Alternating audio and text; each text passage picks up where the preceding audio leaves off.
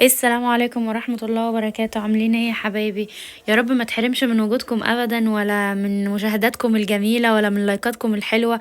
يا رب افضل اقدم لكم حاجة، احس ان انا بعمل حاجة يعني كويسة وتفضلوا موجودين كده يا رب دايما في حياتي. ما تحرمش من وجودكم ابدا يا احلى مشاهدين، يا احلى متابعين في الدنيا.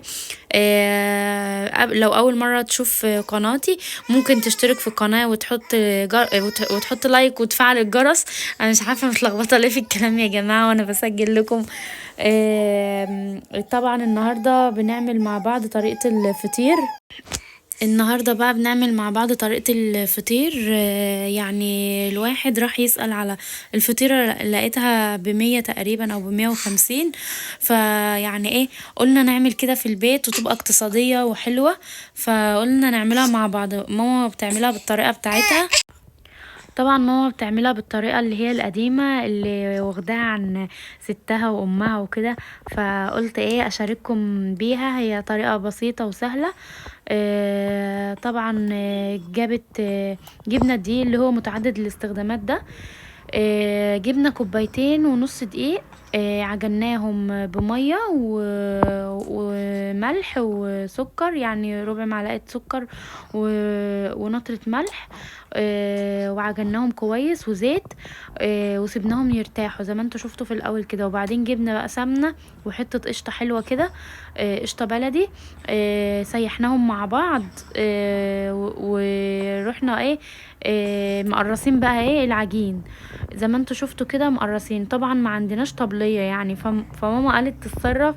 جبنا ظهر الصينية وقلبناها، طبعا مغسولة كويس، هي بس مقشرة كده، بس مغسولة كويس ونضيفة جدا، ومسحينها بحتة قماشة نضيفة يعني مضمونة.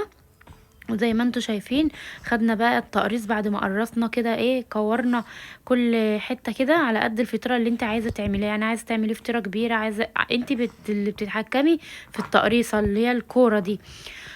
وبعدين بنفردها، وهنفردها تبقى رقيقه خالص زي ما انتوا شايفين كده. وهنحط بين كل رق ورق الزبده والقشطه، السمنه والقشطه اللي احنا سيحناها. وهنفضل نشد كده ونورق علشان ايه الفطير يبقى مورق وحلو. وبنقلب ايه وبنطبقه كده، بنطبقه على بعضه، وبعدين بيتقرص تاني، بيتلم كورة كده تاني. وبعدين ايه بيتحط عليه شوية زيت. وبتسيبي برضك يرتاح نص ساعة. وبعدين بتاخديه بتبططيه في حاجة تيفال او ألموني على حسب ما انت عايزاه يعني. وبتشغلي عليه الشواية والفرن مبقاش عالي قوي. و... وتقلبيه كده ايه على الجنب التاني، يعني بيبقى معاكي مقصوصة كبيرة بتقلبيه على الجنب التاني زي ما هتشوفوا دلوقتي. هي ماما بتفرده بالبطاطة دي او النشابة. وبعدين بتلمه على بعضه، وما بتيجي تلم بقى كده بتحط سمنة وقشطه، بيدوا نفس جميل قوي يا جماعه. والله والله الحاجه اللي في البيت بيبقى لها، عايزه اقول لكم هو عجينه حتى كان له طعم، قصدي ريحه. وانا داخله كده ريحه القشطه والسمنه مع بعض كفايه يعني. وكان طري ومورق وفي منتهى الجمال، وعلى الاقل حاجه مضمونه وانت عاملاها في البيت يعني.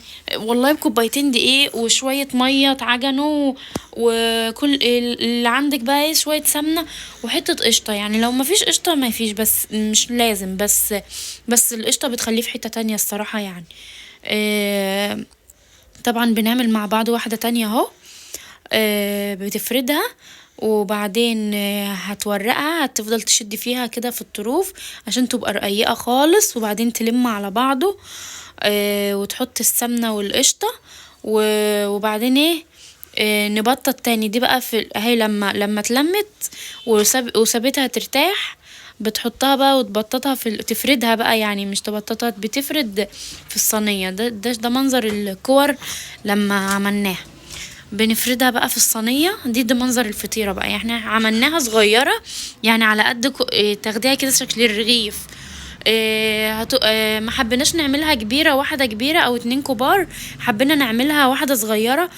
ودي برضك فطيرة صغيرة، على اساس ان احنا نخلصها، كل واحد ياخد بتاعته كده ويخلصها، او 2 ويخلصهم بالعسل والجبنة الحادقة. يعني الاكل بتاع مصر الجميل ده. الفطير الفلاحي بتاعنا ابو ريحة حلوة، مش زي بتاع المحلات. بيبقى مورق وجميل والله، وطريقة سهلة وبسيطة. والشتا ده عايز الحاجات الحلوة الجميلة دي، الفلاحي بتاعت زمان الجميلة دي. لو استفدت بقى بالفيديو ممكن تحط اللايك وتشترك في القناة وتفعل الجرس عشان يوصلك كل جديد. هبقى مبسوطة جدا لو جبرتوا بخاطري وحطيتولي كومنت جميل كده زيكم وزي قلوبكم الصافية. ما تحرمش من وجودكم ابدا يا احلى مشاهدين في الدنيا. مع ألف سلامة في فيديو جديد.